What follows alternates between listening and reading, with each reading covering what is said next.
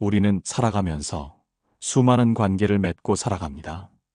그 관계 속에서 기쁨과 행복을 느끼기도 하지만 때로는 알 수 없는 불안감과 실망감에 사로잡히기도 합니다. 관계는 마치 살아있는 유기체와 같아서 성장하고 변화하며 때로는 소멸하기도 합니다.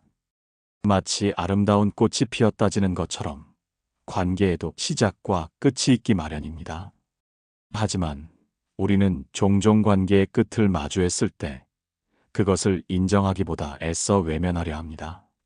어쩌면 그 끝을 인정하는 순간 마음속에 자리 잡은 익숙한 안정감이 사라질까 두려워서일지도 모릅니다.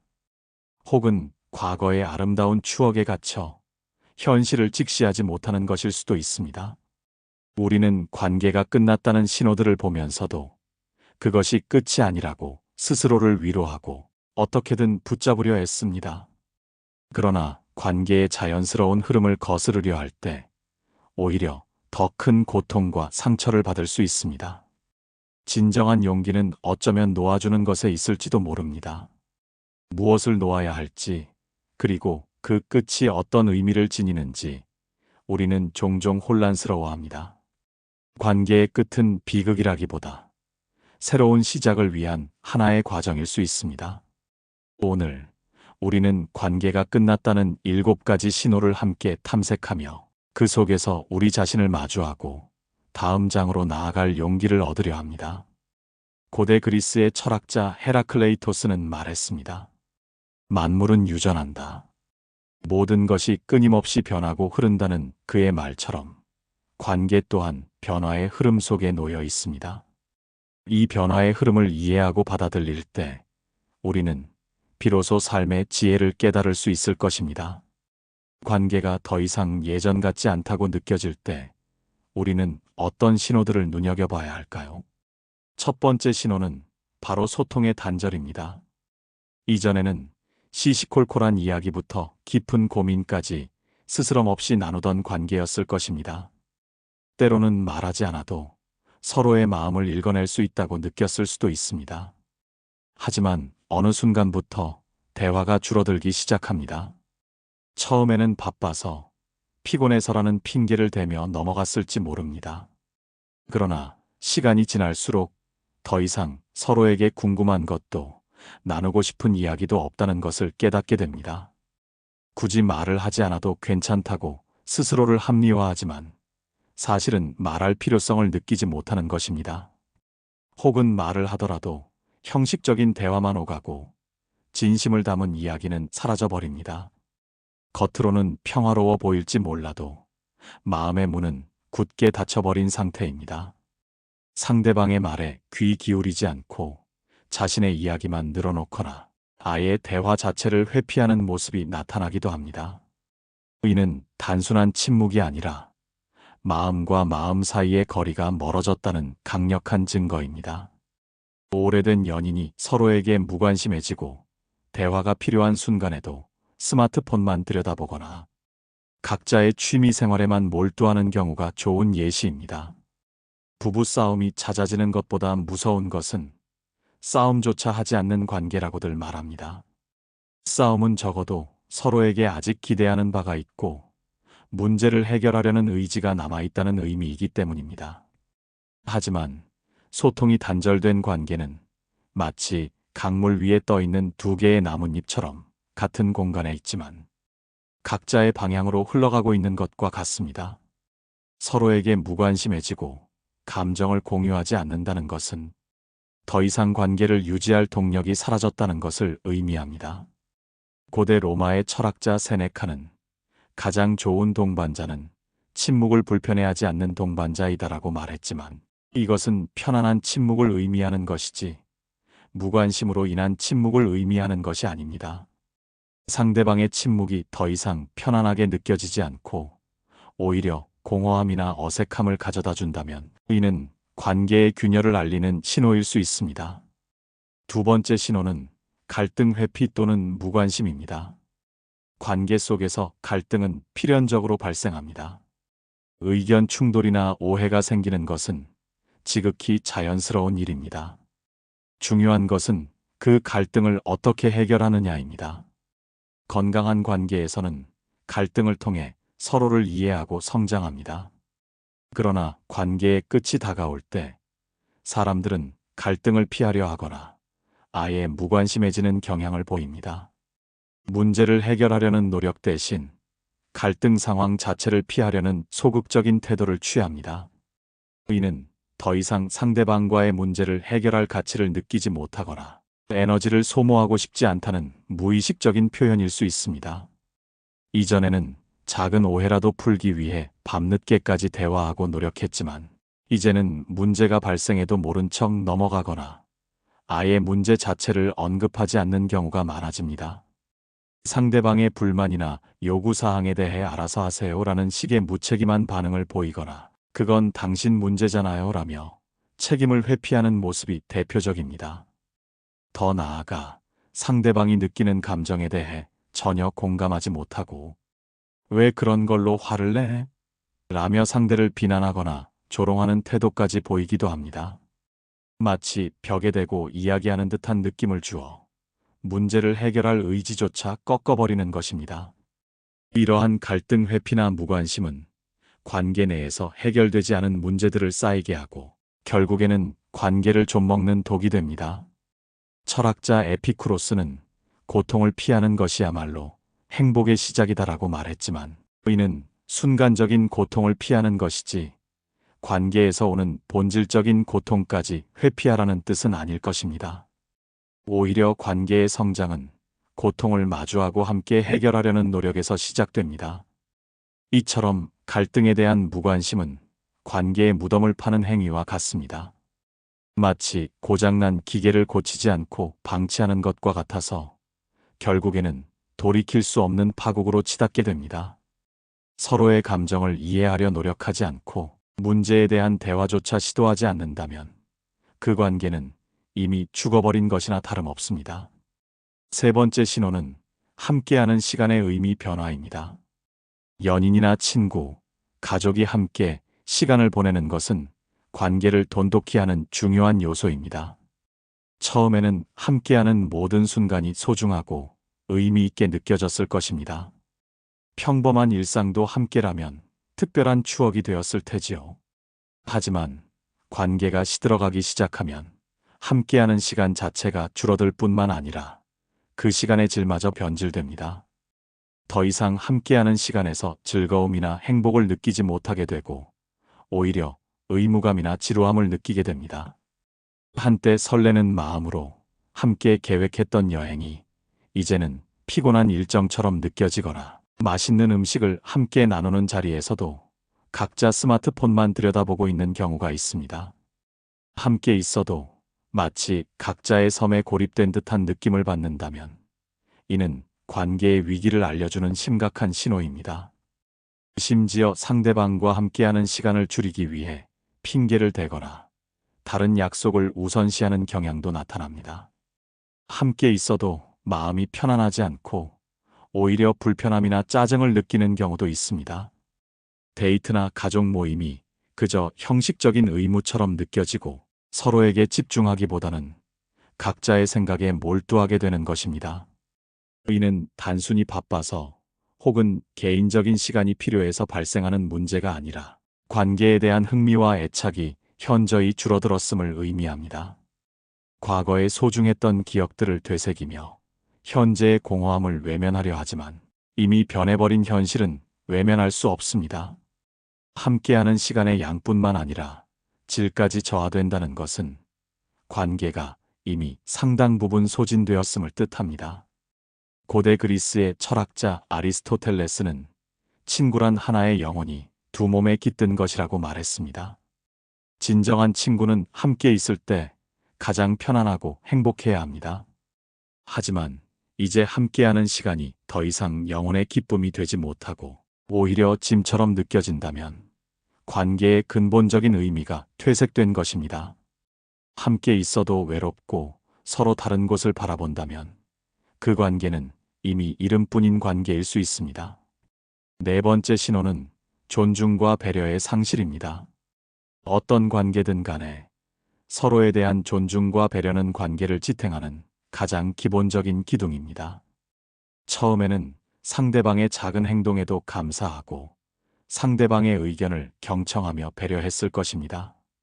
그러나 관계가 흔들리기 시작하면 이러한 존중과 배려의 태도가 점차 사라집니다. 상대방의 사소한 실수에도 쉽게 짜증을 내거나 비난하고 상대방의 감정이나 의견을 무시하는 일이 잦아집니다. 마치 상대방의 존재 자체를 당연하게 여기고 그 가치를 인정하지 않는 것처럼 보입니다. 약속 시간에 늦거나 상대방의 소지품을 함부로 다루거나 상대방이 싫어하는 행동을 거리낌 없이 하는 경우가 있습니다. 상대방의 사생활을 존중하지 않고 함부로 침범하거나 상대방의 약점을 들추어내어 공격하는 경우도 나타납니다. 심지어 다른 사람들 앞에서 상대방을 깎아내리거나 비하하는 발언을 서슴지 않기도 합니다. 이는 단순히 친밀함에서 오는 편안함이 아니라 상대방에 대한 근본적인 존중심이 사라졌음을 의미합니다. 상대방의 의견을 듣지 않고 일방적으로 자신의 주장을 내세우거나 상대방의 감정을 전혀 고려하지 않는 행동은 관계에 깊은 상처를 남깁니다. 상대방이 무엇을 좋아하고 싫어하는지 더 이상 관심을 갖지 않고 자신의 편의대로 행동하는 것은 상대방을 더 이상 소중한 존재로 여기지 않는다는 분명한 신호입니다. 칸트는 인간을 수단으로 대하지 말고 목적으로 대하라고 말했습니다.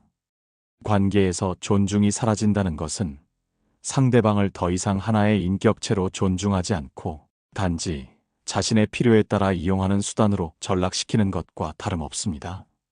존중과 배려가 없는 관계는 마치 한쪽 기둥이 무너진 집과 같아서 언제 무너져도 이상할 것이 없습니다. 상대방을 함부로 대하고 무례하게 행동하는 것은 관계의 마지막 단계에 접어들었음을 알리는 강력한 경고입니다. 다섯 번째 신호는 미래에 대한 논의의 부재입니다. 건강한 관계는 현재뿐만 아니라 미래를 함께 꿈꾸고 계획하는 것을 포함합니다. 연인이라면 결혼이나 동거, 미래의 주거 계획 등을, 친구라면 다음 여행이나 은퇴 후의 삶 등을 함께 이야기하며 미래를 그려나갑니다. 이러한 미래에 대한 논의는 관계의 지속성과 안정성을 의미하며 서로가 함께할 미래를 기대하고 있다는 증거이기도 합니다. 하지만 관계가 끝을 향해 갈 때 미래에 대한 이야기는 점차 사라지거나 아예 언급조차 되지 않습니다. 의도적으로 미래에 대한 주제를 피하거나 미래를 이야기해도 막연하고 추상적인 이야기만 오갈 뿐 구체적인 계획은 세우지 않습니다. 마치 상대방과의 미래를 더 이상 상상하고 싶지 않거나 애초에 미래를 함께할 생각이 없음을 무의식적으로 드러내는 것과 같습니다.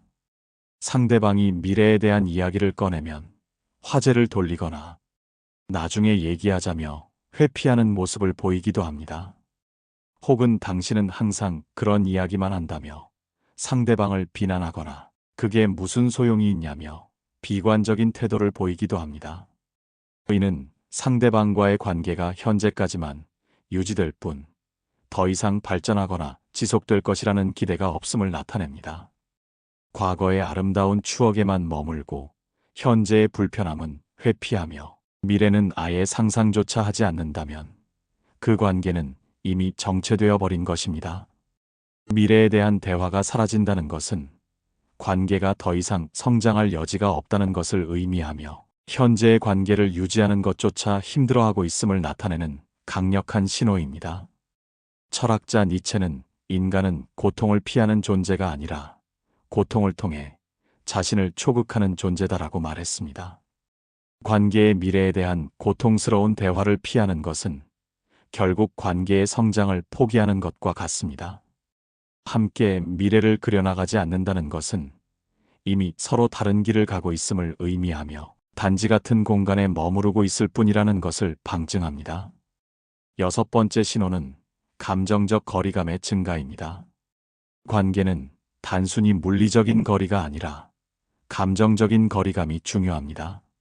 서로에게 공감하고 지지하며 위로를 건네는 것은 관계의 핵심적인 부분입니다. 하지만 관계가 소멸될 때 감정적인 거리감은 점점 더 벌어집니다. 상대방의 감정에 대해 무관심해지고 상대방이 기뻐할 때 함께 기뻐하지 않으며 슬퍼할 때 함께 슬퍼하지 않습니다. 마치 타인의 감정을 대하듯 무미건조한 반응을 보이거나 아예 아무런 반응도 보이지 않는 경우가 많습니다.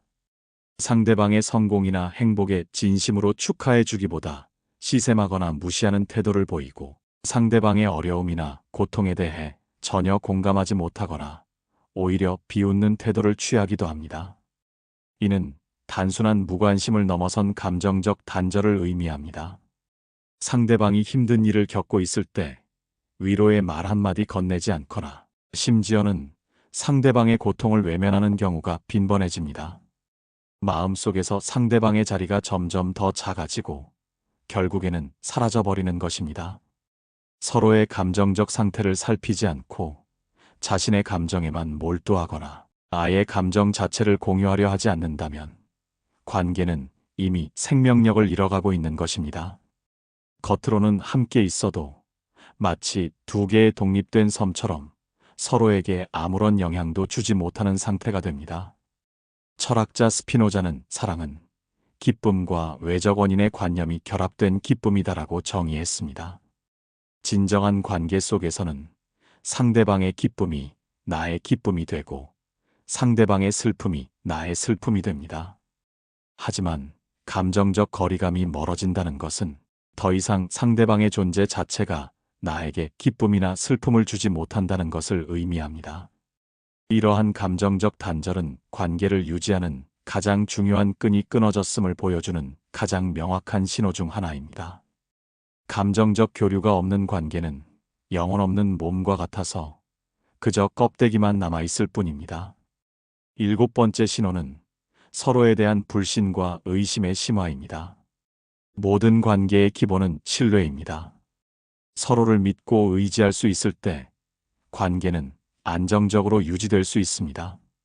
하지만 관계가 흔들리기 시작하면 서로에 대한 믿음이 점차 약해지고 작은 일에도 의심과 불신이 싹트기 시작합니다. 상대방의 말을 믿지 못하게 되고 상대방의 행동에 숨겨진 의도를 찾으려 합니다. 상대방의 과거 행동이나 약속 불이행 때문에 현재의 말까지 의심하게 되거나 상대방의 사소한 거짓말에도 크게 실망하고 배신감을 느끼는 경우가 있습니다. 또한 상대방이 다른 사람들과 친하게 지내는 것을 보면 질투심을 느끼거나 불륜을 의심하는 등 과도한 집착과 불안정한 모습을 보이기도 합니다. 상대방의 사적인 공간이나 휴대폰을 몰래 확인하려 하거나 상대방의 동선을 끊임없이 추적하는 등 통제하려는 시도가 나타나기도 합니다. 이는 상대방을 믿지 못하고 관계에 대한 심각한 불안감을 느끼고 있음을 보여줍니다. 신뢰가 무너진 관계는 모래 위에 지은 성과 같아서 언제 무너져도 이상할 것이 없습니다. 상대방이 진실을 말해도 거짓으로 들리고 상대방이 아무리 노력해도 그 의도를 의심하게 됩니다. 불신은 관계를 좀먹는 가장 강력한 독이며 한번 무너진 신뢰를 회복하기란 매우 어렵습니다. 철학자 임마누엘 칸트는 신뢰는 모든 도덕성의 기초이다라고 말했습니다. 개인의 도덕성뿐만 아니라 관계의 도덕성 역시 신뢰에서 비롯됩니다. 신뢰가 없는 관계는 서로를 존중할 수도 배려할 수도 없으며 진정한 소통 또한 불가능해집니다.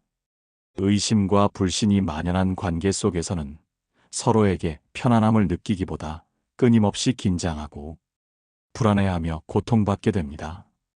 이러한 불신은 결국 관계를 파멸로 이끄는 가장 결정적인 요인이 됩니다. 우리는 지금까지 관계가 끝났다는 7가지 신호들을 살펴보았습니다. 소통의 단절, 갈등 회피 또는 무관심, 함께하는 시간의 의미 변화, 존중과 배려의 상실, 미래에 대한 논의의 부재, 감정적 거리감의 증가, 그리고 서로에 대한 불신과 의심의 심화까지. 이 신호들은 하나하나가 관계의 균열을 알리는 경고등과 같습니다. 하지만 이 신호들을 인지하는 것이 곧 관계의 끝을 의미하는 것은 아닙니다. 오히려 이 신호들을 통해 우리는 관계의 현 주소를 파악하고 앞으로 나아가야 할 방향을 고민할 수 있습니다. 이 신호들 중 한두 가지가 나타났다고 해서 무조건 관계를 포기해야 하는 것은 아닙니다. 오히려 이러한 신호들을 통해 우리는 관계를 되살릴 기회를 얻을 수도 있습니다. 중요한 것은 이 신호들을 외면하지 않고 용기를 내어 직면하는 것입니다. 그리고 그 속에서 자신과 상대방의 감정을 솔직하게 들여다보는 것입니다. 관계를 유지하기 위한 노력이 더 이상 의미가 없는지, 혹은 아직은 관계를 되살릴 희망이 남아있는지를 냉정하게 판단해야 합니다. 관계의 끝을 인정하는 것은 결코 실패를 의미하는 것이 아닙니다. 오히려 자신을 보호하고 더 나은 미래를 향해 나아가기 위한 현명한 선택일 수 있습니다. 때로는 놓아주는 용기가 더 큰 행복을 가져다 줄 수도 있습니다. 진정한 관계는 서로를 성장시키고 삶에 긍정적인 영향을 주어야 합니다. 만약 관계가 지속적으로 자신을 불행하게 만들거나 성장 대신 정체만을 가져다 준다면 과감히 놓아줄 때가 되었음을 의미할 수도 있습니다. 그리스 철학자 소크라테스는 너 자신을 알라고 말했습니다. 관계의 끝에서 우리는 자기 자신을 더 깊이 이해하게 됩니다. 어떤 관계가 나에게 필요한지, 어떤 관계가 나를 힘들게 하는지, 그리고 나는 어떤 사람이 되고 싶은지를 말입니다. 이러한 자기 이해를 바탕으로 우리는 더 성숙한 모습으로 다음 관계를 맞이할 준비를 할 수 있습니다. 물론 관계의 끝을 받아들이는 과정은 쉽지 않을 것입니다. 상실감과 슬픔, 그리고 후회가 밀려올 수도 있습니다. 하지만 이 모든 감정들을 충분히 느끼고 나면 우리는 한 뼘 더 성장한 자신을 발견하게 될 것입니다. 마치 낡은 껍질을 벗고 새로운 모습으로 거듭나는 것처럼 말입니다. 관계의 끝은 비극이 아니라 새로운 시작을 위한 중요한 전환점이 될 수 있습니다. 이는 더 이상 불필요한 짐을 짊어지지 않고 새로운 길을 개척할 수 있는 기회를 의미합니다. 관계의 소멸은 또 다른 관계의 씨앗이 될 수 있습니다. 당신은 지금 어떤 신호를 보고 계십니까? 오늘 긴 이야기 함께 걸어주셔서 고맙습니다. 이 마음이 닿았다면 앞으로도 함께 걸을 수 있도록 구독과 좋아요로 마음을 나눠주세요. 철학의 울림이었습니다.